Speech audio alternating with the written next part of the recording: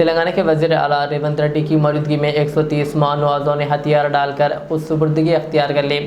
इस मौके पर माओवादियों ने अपने हथियार पुलिस के हवाले किए और मरकजी धारे में शामिल होने का ऐलान किया।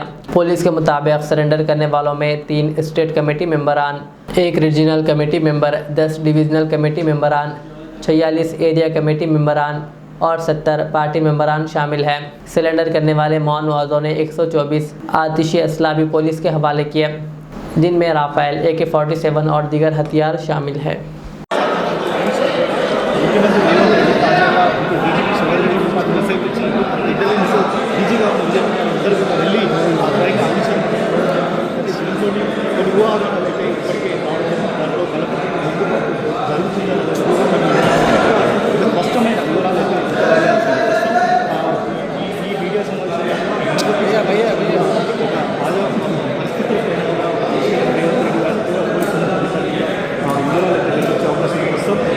ఉండిపోతున్న మావోయిస్టులకు